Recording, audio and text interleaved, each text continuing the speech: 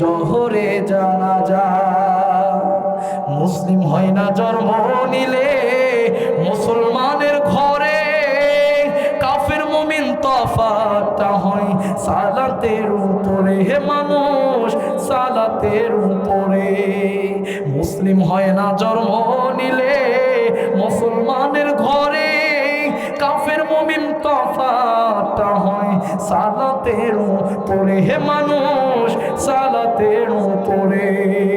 এই জীবনে নামাজ জানো, এই জীবনে সালাত জানো, যাই না কবু কাজা, এমন তো হতে পারে জোহরে জানাজা তোমার, এমন তো হতে পারে আসরে জানাজা।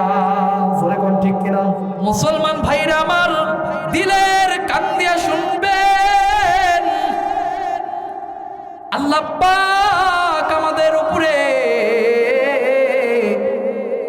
নামাজকে ফরজ করে দিয়েছেন রে বাবা। আমি আপনি যদি ওই নামাজকে যদি ইচ্ছাকৃত ভাবে যদি সাইরা দেই, কোন বান্দা যদি ইচ্ছাকৃত ভাবে নামাজকে সাইরা দেয়, তাইলে ওই কবরের ভিতরে আমার আপনার জাহান্নামের আগুনে আমাদেরকে জ্বলতে হবে বাবা। কারণ ওই জাহান্নামের আগুন আমি আপনি সহ্য করতে পারবো না। ওই জাহান্নামের আগুন বড় ভয়ঙ্কর আগুন,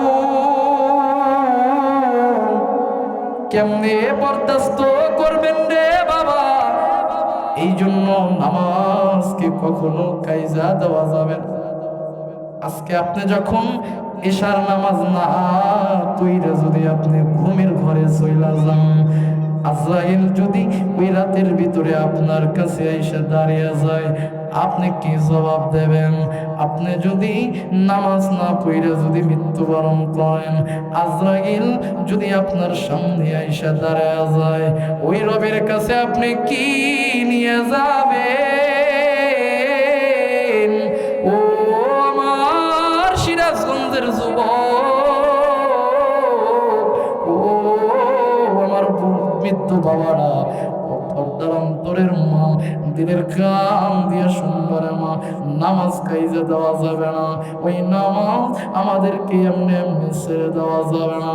সাহাবায়ে কেরাম জীবন দিয়ে তারা নামাজ পড়েছে। যুদ্ধের ময়দানে সাহাবায়ে কেরাম যখন ঝাঁপিয়া পড়ছে, তারা নামাজের ভিতরে দাঁড়াইয়া গেছে। আজ আমার আপনার কত কিছু হয়ে যায়, কই আমি নামাজে দাঁড়াই না। কারণ একজন কাফের একজন মুসলমানের ভিতরে পার্থক্য শুধু নামাজ। আপনি যদি নামাজ না পড়েন, আপনার ভিতরে আপনাকে আর কাফেরকে পার্থক্য করা যায় না। মুসলমান জোরে আওয়াজ বলেন ঠিক কিনা? শুধুমাত্র কেবলমাত্র একজন মুসলমান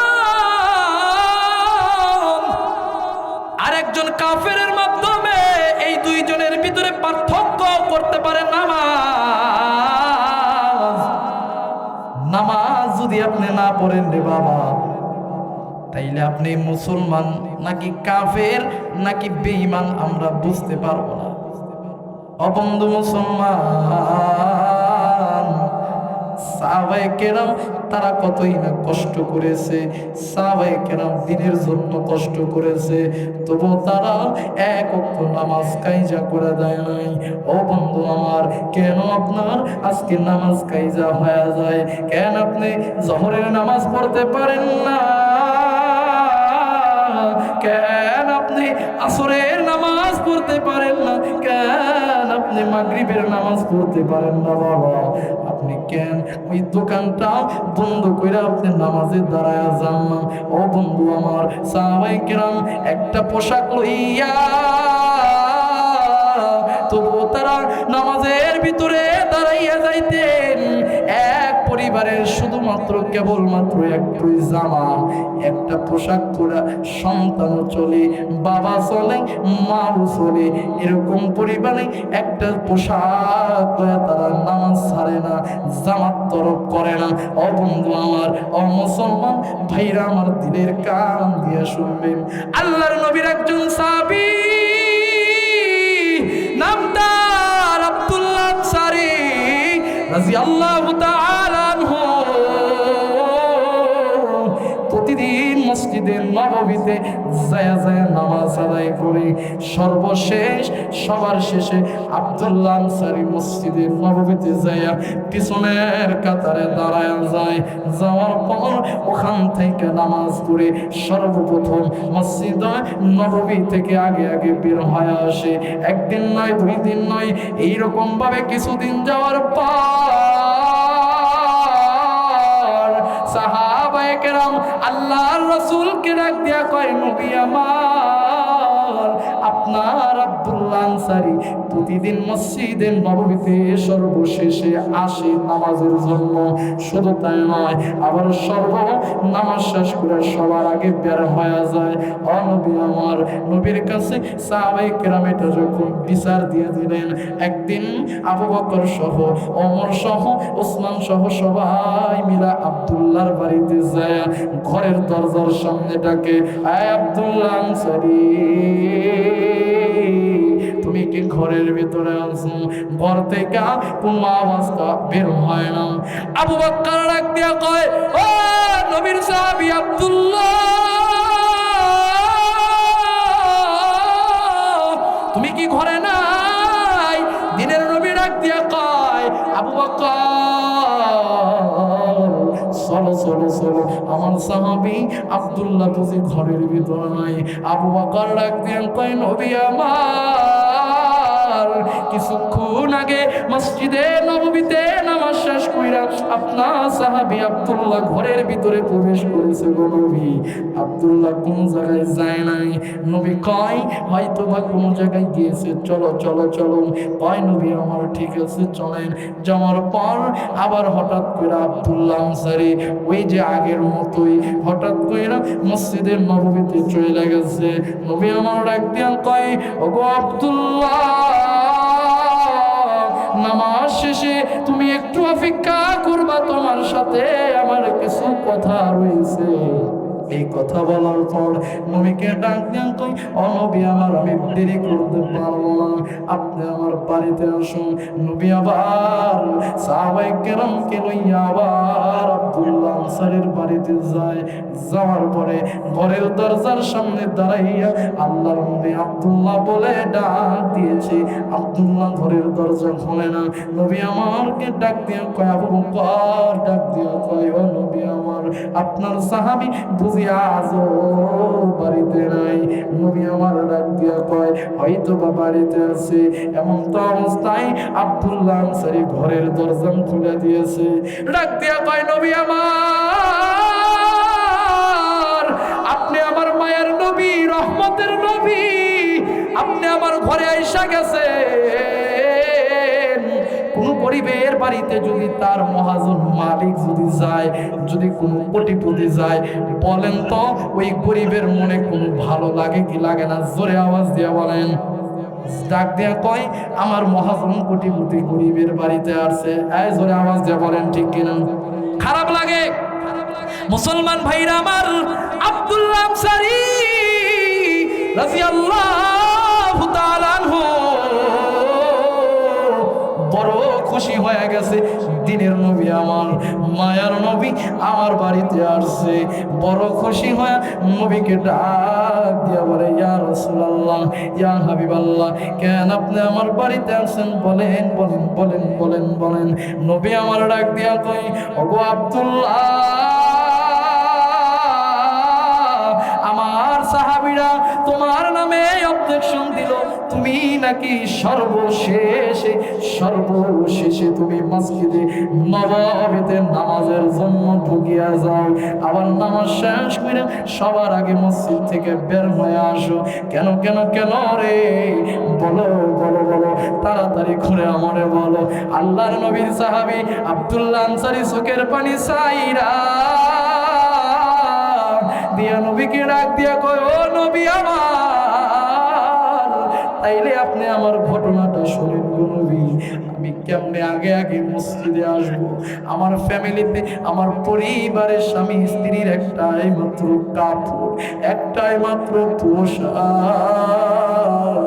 আমার স্ত্রী যখন নামাজ পড়ে আমি ওই পোশাকটা আমার স্ত্রীকে দিয়ে দিই, আমি অন্য জায়গায় চলে যাই। আবার আমার স্ত্রী যখন পোশাকটা আমাকে দেয় আমি ওটা পরে তাড়াতাড়ি করে মসজিদে আসি।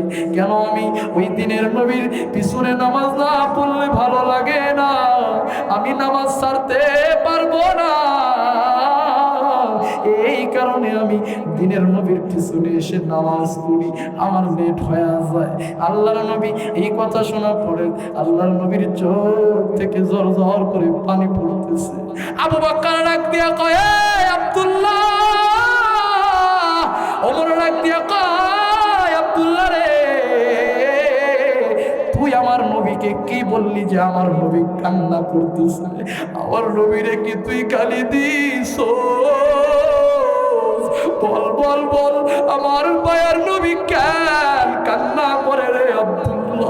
আব্দুল্লাহ আনসারী ডাক দিয়ে কয়, ও আবু বকর ভাই, ও ওমর ভাই, আমি আমার নবীকে কিছু বলি নাই, আমি আমার নবীকে এমন কোনো কথা বলি নাই যে এই কথা শুই না আমার মায়ের নবী কষ্ট পাবে, এমন কোন কথা আমি আব্দুল্লাহ নবীরে বলি নাই। কি বলছিস বল বল। আব্দুল্লাহ আনসারী রাদিয়াল্লাহু তাআলা আনহু ডাইকা ডাইকা বলে, ও আবু বকর ভাই, ও ওমর ভাই, ঘটনাটা শুনে রাখো। আমি কেন প্রতিদিন মসজিদে নববীতে শেষের কাতারে আইসা লাস্টে দাঁড়িয়ে যাই, আবার মসজিদ থেকে কেন আগে আগে বের হয়ে আমি চলিয়া যাই? ওমর ভাই, আমার বাড়িতে মাত্র একটাই কাপড়, আমার ঘরের ভিতরে আমি একটা গর্ত করে রাখছি। আমার একটা কাপড় আমার স্ত্রী যখন পরিধান করে আমি উলঙ্গ হইয়া গর্তের ভিতরে ঢুকে যাই, আবার আমার স্ত্রী ওই গর্তে উলঙ্গ হয়ে ঢুকে যায়। আমি ওই সময় পোশাকটা পরে মসজিদে আইসা যাই। এই কথা শুই না প্রত্যেকটা সাহাবায়ে কেরামের চোখ থেকে পানি পড়তেছে। আবু বকরও কান্দে, ওমরও কান্দে, আলীও কান্দে, ওসমানও কান্দে, সবাই কান্না করে শুরু করে দিছে। হায়রে আমার নবী ডাক দিয়া কয়, এত গরিব সাহাবী আছে আমি জানতাম, কিন্তু আমার আব্দুল্লাহ যে এত গরিব আমি নবী জানতাম না, আমি নবী জানতাম না। দিনের নবী কান্দে। ও বন্ধু আমার, ও সিরাজগঞ্জ জেলার যুবকেরা, ও বৃদ্ধ বাবারা, ও পর্দার অন্তরের মা বোনেরা, কেমনে তুমি ওই নামাজকে কায়দা করে দাও? আজ তো তোমার কোনো পোশাকের অভাব নাই, জামার অভাব নাই, প্যান্টের অভাব নাই, শার্টের অভাব নাই, জুব্বার তো কোনো অভাব নাই। কেন তুমি ওই আল্লাহর দিকে ফিরে আসো না? কেন তুমি ওই মালিকের কুদরতি পায়ে সেজদা দাও না? কেন তুমি আজান শুয়ে থাকো রে বাবা? কেন তুমি ওই আজান শুনে তুমি ঘুমের ঘরের ভিতরে শুয়ে থাকো? আজান শুনে আসো তো মোরা ঘুমাইয়া, আজান শুনে আসো যারা ঘুমাইয়া, তাদের জন্য শুয়ে আছেন নবী মদিনায়, তাদের জন্য কান্দেন নবী মদিনায়। আমার নবী আমার জন্য কান্না করে। ও আমার রতনগঞ্জের যুবক, কেন তুমি নামাজ কায়জা করে দাও রে বাবা? তুমি মনে করো আমার ব্যবসায় আসল, আমি যদি এখন দোকানটা বন্ধ করে দিই, আমার কাস্টমার যখন যদি এখন ফেরত চলে যায়, আমি 1000 টাকা লাভ করতে পারবো না। আমার গাড়িতে পেছনদার উঠেছে, আমি যদি এখন পেছনদার নামিয়ে দিয়া আমি যদি নামাজের দিকে চলে যাই, আমার 500 টাকা কম কামাই হবে। জোরে আওয়াজ দিয়ে বলেন কথা। আমাদের মনে এটা বলে কি বলে না? এখন যদি আমি আমার দোকানের শাটার যদি বন্ধ করে দিই, হয়তো 1000 টাকা আমার কম বিক্রি হবে। আমি যদি এখন চড়ার ভিতরে যদি আমি কাজটা মাঠে কাজ বন্ধ করে দিই, হয়তো আমার মহাজন আমাকে টাকা কম দেবে। আজান দেয় দিক, আমি নামাজের দিকে যাব। অবন্ধু মুসলমান, নামাজ পড়লে আপনার লস হবে না, নামাজ পড়লে আপনার ক্ষতি হবে না, নামাজ পড়লে আপনার ব্যবসা লস যাবে না। আপনি নামাজের কথা ওই মসজিদ থেকে মুয়াজ্জিন যখন আল্লাহু আকবার বইলা দেবে, বাবা আপনার দোকানের এরকম ভাবে দোকানটা যদি বন্ধ করে আল্লাহর ডাকে সারা দিয়া যদি মসজিদে চলে যান, আমার রব আল্লাহ আপনার কামাইতে বরকত দান করবে। জোরে জোরে বলেন আল্লাহু আকবার। কারণ তো আল্লাহ তো নিজে ডাকে মসজিদের মাধ্যমে। আল্লাহ কি করে? নিজে ডাকে, নিজে মসজিদের মসজিদের মাধ্যমে আল্লাহ বারবার বান্দাদেরকে নামাজের জন্য ডাকে। আল্লাহু আকবার, আল্লাহু আকবার, আল্লাহু আকবার,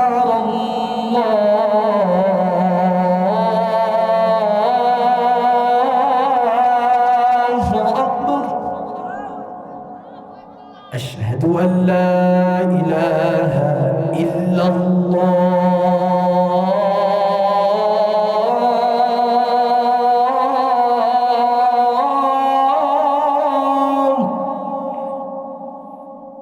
أشهد أن لا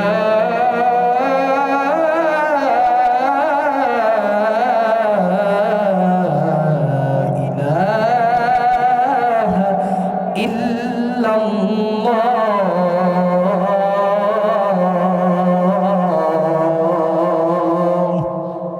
ডাকে কে? এই মুসলমান সূরা আওয়াজ দিয়ে বলেন ডাকে কে?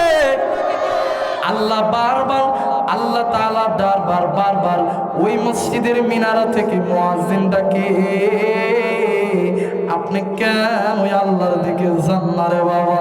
আমি পায়ে হাত দিয়ে বলি, আপনারা কেউ নামাজ কায়জা করবেন না, ব্যবসাকে বেশি প্রাধান্য দিয়েন না। যখন ওই মসজিদের মাইক থেকে যখন আযান হয়ে যায়, আপনার দোকানটা বন্ধ কইরা ওই আল্লাহর দিকে সাড়া দিয়া দেন রে বাবা। কামাইতে আল্লাহ বরকত দেবে, আমার রব আপনার রিজিকে বরকত দান করবে। একটা আপনাদেরকে ঘটনা শোনাই। একজন মুসলমানের দোকান আর একজন হিন্দুর দোকান এক জায়গায় পাশাপাশি দোকান। এমন তো অবস্থায় মুসলমান বান্দা খুবই আল্লাহওয়ালা, যখন ওই মসজিদ থেকে মুয়াজ্জিন যখন আল্লাহু আকবার বইলা দেয়, আল্লাহর বান্দার দোকান আর এক সেকেন্ডও খোলা রাখে না, বন্ধ করে আল্লাহর বান্দা মসজিদের দিকে চলে যায় রে বাবা।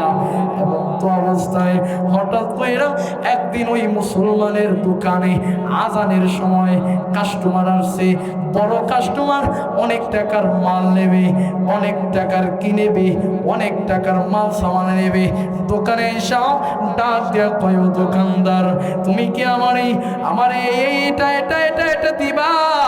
আমি অনেক টাকা দিয়ে তোমার দোকান থেকে অনেক কিছু ক্রয় করব, তুমি আমার এই মাল সামানাগুলো তাড়াতাড়ি করে দাও। দোকানদার ডাক দেয়া কয়, না না না, আমি আপনাকে এখন মাল দিতে পারবো না। কেন দিতে পারবো না? এই জন্য দিতে পারবো না কারণ আমার মালিক আমারে বারবার বারবার ডাকতেছে। আমি তোমারে এখন এই দোকান থেকে মাল দিতে পারবো না, কারণ আমার আল্লাহ আমাকে ডাক দিয়েছে, আমি আর তোমাকে মাল দেব না। যাও যাও যাও, পাশের দোকান থেকে তুমি মাল ক্রয় করে নিয়ে যাও। পাশের দোকানদার, হিন্দু দোকানদার মুস্কি মুস্কি হাসে আর ডাইকা কয়, হাই রে কপাল পোড়া দোকানদার, 1 মাস হয়ে যায় ভালোভাবে বিক্রি করতে পারে না, সুন্দর বেচা কেনা করতে পারে না। বড় একটা কাস্টমার আসলো, আল্লাহর বান্দা কপাল পোড়া, তাও বিক্রি করতে পারলো না। মনে মনে ওই হিন্দু দোকানদার খুশি হইয়া কাস্টমারটা তার কাছে গেছে, অনেক টাকার মাল সামান আল্লাহর বান্দা নিয়েছে। ডাক দিয়া কয়, কি ব্যাপার, ওই দোকানদার আমার কাছে কেন মাল বিক্রি করলো না? হিন্দু দোকানদার বলে, ওর ভগবান, ওর আল্লাহর বেশি গুরুত্ব, ওর নামাজের বেশি গুরুত্ব, এই জন্য আপনাকে মাল দেয় নাই। আপনি আমার থেকে নিয়েছেন, সুন্দর মাল পেয়েছেন, যান যান যান যান যান যান, চলে যান। আল্লাহর বান্দা মাল পায় নাই, চলে গেছে। এদিকে আল্লাহর বলি মুসলমান দোকানদার, তিনি দোকানটা বন্ধ কইরা আল্লাহর ডাকে সাড়া দিয়া মসজিদে চলে গেছে। আল্লাহর সাথে কি করে? আল্লাহর সাথে কথা বলার জন্য, আল্লাহর কুদরতি পায়ে সেজদা দেওয়ার জন্য চইলা যায়।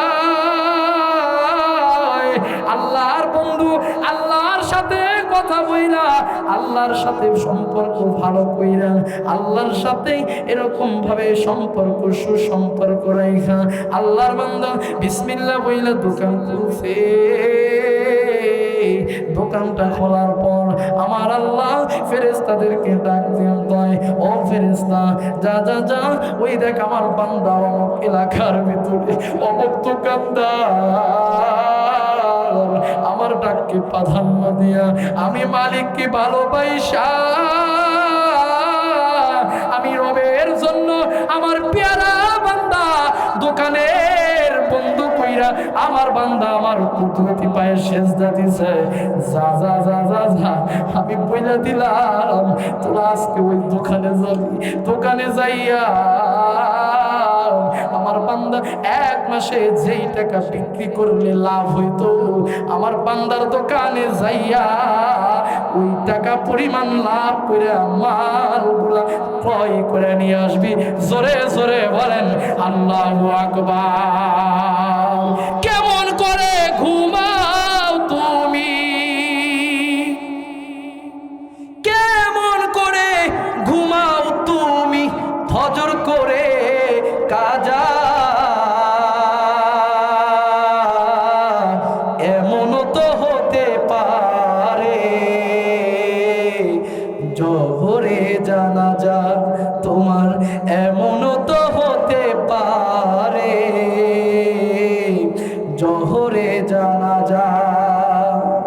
মুসলিম হয় না জন্ম নিলে মুসলমানের ঘরে, কাফের মুমিন তফাৎটা হয় সালাতের উপরে, হে মানুষ সালাতের উপরে। মুসলিম হয় না জন্ম নিলে মুসলমানের ঘরে, কাফের মুমিন তফাৎটা হয় সালাতের উপরে, হে মানুষ সালাতের উপরে। এই জীবনে নামাজ জানো, এই জীবনে সালাত জানো, যাই না কবু কাজা, এমন তো হতে পারে জোহরে জানাজা তোমার, এমন তো হতে পারে আসরে জানাজা। জোরে কোন ঠিক কিনা? মুসলমান আওয়াজ দিয়ে বলেন হতে পারে কি পারে না? এই জন্য ভাইরা আমার, এই জন্য নামাজ পড়তে হবে। নামাজ আমাদেরকে কায়জা করা যায় না, কারণ না কখন যেন আজরাইল আপনার সামনে এসে দাঁড়ায় যায়। আপনি যদি নামাজ ছাইরে দিয়া, নামাজ কায়জা কইরা যদি বেনামাজি হয়ে যদি কবরে যান, ওই কবরের আযাব সহ্য করতে পারবেন না রে বাবা, ওই কবরের আযাব সহ্য করতে পারবেন না। খবরদার খবরদার বেনামাজি হয়েন না, খবরদার খবরদার আল্লাহর অপছন্দ বান্দা হয়েন না, কারণ ওই কবরের ভিতরে ভয়ঙ্কর আযাব সহ্য করতে পারবো না রে বাবা। বেনামাজির কবরে কেমন আযাব হবে রে বাবা, আমি আপনি কেমনে সহ্য করব? বেনামাজির কবরে এমন এমন আযাব দেওয়া হইবে, কিতাবের ভিতরে পাওয়া যায় একটা সাপ জহর নামাজ থেকে ফজর নামাজ থেকে জহর পর্যন্ত এক একটা সাপ ধ্বংসন করবে। শুধু ধ্বংসন নয়, এমন ভাবে আমাকে সবল মারবে আমি 90 থেকে 99 গজ মাটির নিচে ঢুকে যাব, সেখান থেকে আমাকে টেনে টেনে টেনে টেনে বের করবে বাবা। আবার জহর থেকে আসর পর্যন্ত আর একটা সাপ আমাকে ধ্বংসন করবে, আবার আসর থেকে মাগরিব পর্যন্ত আর একটা সাপ ধ্বংসন করবে। এইভাবে আমাকে প্রতিদিন ধ্বংসন করবে, সহ্য করতে পারবেন না রে বাবা কবরের আযাব। ওই সাপের সবর সহ্য করতে পারবেন না। দুনিয়াতে ভিতরেই আমার ঘরের ভিতরে যদি একটা সাপ বের হয়ে যায়, ও বন্ধু আমার, মারার জন্য সবাই পাগল পাড়া হয়ে যায়। এ সন্তান কই আছিস রে? সাপ পাইছে, লাঠি লয়ে আয়। আপনার বাবারে ডাক দেন, আপনার ভাইরে ডাক দেন, কিন্তু বাবা একবার কি টেনশন করেন না, একবার কি চিন্তা করেন না? ওই কবরের ভিতরে আপনার যখন রেখে দেবে বাবা, যখন ওই কবরে সাপ আইসা যাবে, ওই সাপ আসার পরে আপনি ডান দিকে দৌড়াবেন, ডান দিকে পলায়ন করে যাইতে পারবেন না বাবা। আপনি একটা দৌড় দিবেন বায়ু মাটি, সামনে দৌড় দিবেন সামনেও মাটি, পিছনের দিকে দৌড় দিবেন পিছনের দিকেও মাটি। আপনি যেদিকে যাবেন সেদিকেই শুধু মাটি আর মাটি। সাপের হাত থেকে আমি আপনি রেহাই পাবো না, আর ওই সাপের হাত থেকে আমি আপনি কখনোই কিন্তু রক্ষা পাবো না। এই জন্য ও আমার বন্ধু, এই জন্য পায়ে হাত দিয়া বলি বাবা, নামাজকে সাইরে দিয়েন না। যত কষ্ট হোক আল্লাহর পেয়ারা বান্দা হয়ে যান, 5 ওয়াক্ত নামাজ জামাতের সাথে আদায় করেন, আল্লাহ তাআলা দেখবেন আপনার উপরে খাস রহমত নাজিল করবে। নামাজ পড়লে আমাদের লস আছে। বর্তমানের যুবক যুবতীরা কি করে? সুন্দর হওয়ার জন্য দামি দামি নাইট ক্রিম ব্যবহার করে। এই মুসলমান, জোরে আওয়াজ দিয়ে বলেন ঠিক কিনা? আমার যুবক ভাইদের জন্য একটা মেসেজ দিতে চাই, আমার যুবতী বোনদের জন্য একটা মেসেজ দিতে চাই। হাজার হাজার টাকা খরচ কইরা তোমার নাইট ক্রিম কেনা লাগবে না। এই যুবক, হাজার হাজার টাকা খরচ কইরা দামি সোনো কেনা লাগবে না। আমরা তো সোনো মারি না, আমরা তো নাইট ক্রিমও মারি না, তাও তো আমরা সুন্দর বানাইছেন আল্লাহ। কারণ আপনি যদি সুন্দর হতে চান, 5 ওয়াক্ত নামাজ পড়া শুরু করে দেন, দেখবেন আল্লাহ তাআলা আপনার চেহারায় শরীরে সৌন্দর্য বাড়ায় দেবে। জোরে জোরে বলেন আল্লাহু আকবার। বিশ্বাস হয় আপনাদের? নামাজ পড়লে কি হয়? সৌন্দর্য বাড়ে, রিজিক হয়। আওয়াজ দিয়ে বলেন ঠিক কিনা? রাগ করছেন আপনারা? কষ্ট হয়? আল্লাহ তাআলা আমাদের সবাইকে নামাজি হিসাবে কবুল করুক, আমিন কর। নামাজ কায়জা দিবেন আপনারা? খবরদার, নামাজ কিন্তু কায়জা করা যাবে না। আমি আর সব বেশি সময় আপনাদের মাঝে থাকবো না, আমার আরেকটা প্রোগ্রাম রয়েছে, আমি চলে যাব সেখানে। তো যেই কথা আপনাদেরকে বলতে চাইলাম, সম্মানিত মুসল্লানি কেরাম, এই জীবন তো আমাদের একদিন চলেই যাবে, এই দুনিয়া তো একদিন আমাদেরকে ছাড়তেই হবে। 1 সেকেন্ডের হায়াতের বিশ্বাস আমার আপনার নাই, কেউ দিতেও পারবো না। তো আসেন না আল্লাহর পেয়ারা বান্দা হয়ে দুনিয়ার থেকে মৃত্যুবরণ করি। আসেন না আল্লাহর পেয়ারা দোস্ত হয়ে দুনিয়ার থেকে মৃত্যুবরণ করি। আসেন নামাজি হয়ে আমি আপনি মৃত্যুবরণ করি।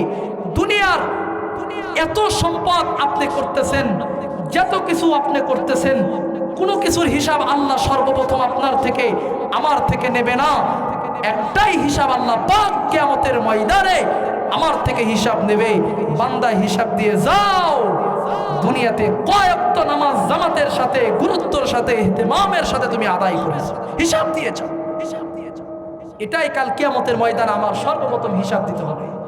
যদি না হিসাব দিতে পারেন, উপায়টা কি? একবার কি চিন্তা করেছেন মুসলমান? একবার কি মনে করেছেন যে ওই রবের সামনে কি জবাব দেব আমি? আপনি কেমনে বেনামাজি হয়ে আপনি চলেন? বেনামাজির জান কিন্তু আজরাইল বড় কষ্ট দিয়ে বের করে। কেমন কষ্ট বরদাস্ত করতে পারবেন? মুসলমান ভাইরা আমার, দিলের কান দিয়া শুনবেন, বেনামাজির জান আজরাইল কেমন কষ্ট দেবে বাবা। বরদাস্ত করতে পারবো না, সহ্য করতে পারবো না, কেমন কষ্ট দেবে আপনারা একটু শুনে যান রে বাবা। দুনিয়াতে তাজা একটা ছাগলের মাথা যদি নিচের দিকে দেন, আর ওই ছাগলের পা যদি উপর দিকে দিয়া ছাগল কাটাকে, তাজা ছাগলের তাজা চামড়া একটা টান দিয়া যদি নাভি বরাবর নামান, আর একটা টান দিয়া যদি ওই ছাগলের চামড়া গলা বরাবর নামান, আর একটা টান দিয়া ওই ছাগলের চামড়া যদি, গোটা ছাগলের চামড়া যদি আপনি খুলে ফেলে, ওই ছাগলের কেমন কষ্ট হবে বাবা। তার থেকে কোটি কোটি গুণ বেশি কষ্ট দেবে একজন বৎকারের মৃত্যু। একজন বৎকারের জান বের করার সময় কেমনে সহ্য করবেন?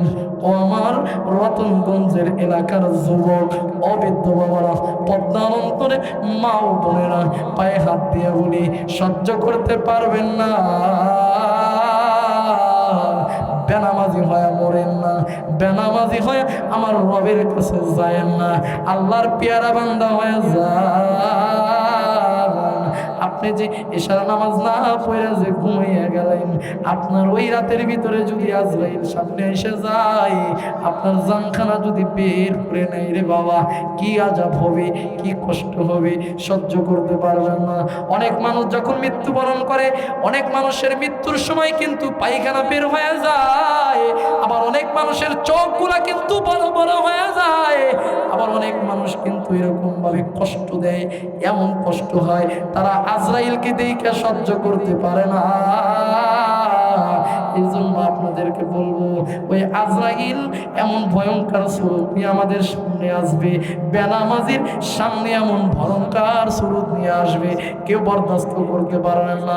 অতএব নামাজি হইয়া, আল্লাহর পেয়ারা বান্দা হইয়া, আল্লাহওয়ালা হইয়া আমাদেরকে মৃত্যু বরণ করতে হবে। মুসলমান জোরে আওয়াজ দিয়ে বলেন ঠিক কিনা? আমাদের নামাজ পড়তে হবে কি হবে না? জোরে আওয়াজ দিয়ে বলেন। রাগ করছেন আপনারা? মুসলমানের মতন জোরে আওয়াজ দিয়ে বলেন, নামাজ পড়তে হবে কি হবে না? আল্লাহ আমাদের সবাইকে নামাজি হিসাবে কবুল করুন, আমিন কোন। আরো জোরে বলেন আমিন। নামাজ পড়বেন তো ইনশাআল্লাহ? নাকি ডান কান দিয়ে শুনবেন, বাম কান দিয়ে বের করে দিবেন, ফজরের সময় আর খবর থাকবে না এমন? সবাই পড়বেন ইনশাআল্লাহ। আল্লাহ তাআলা আমাদের সবাইকে 5 ওয়াক্ত নামাজি ওয়ালা হিসাবে কবুল আর মঞ্জুর করুন। আরো জোরে কোন আমিন, আরো জোরে কোন আমিন। ওয়া আখিরু দাওয়ানা আলহামদুলিল্লাহি রাব্বিল আলামিন।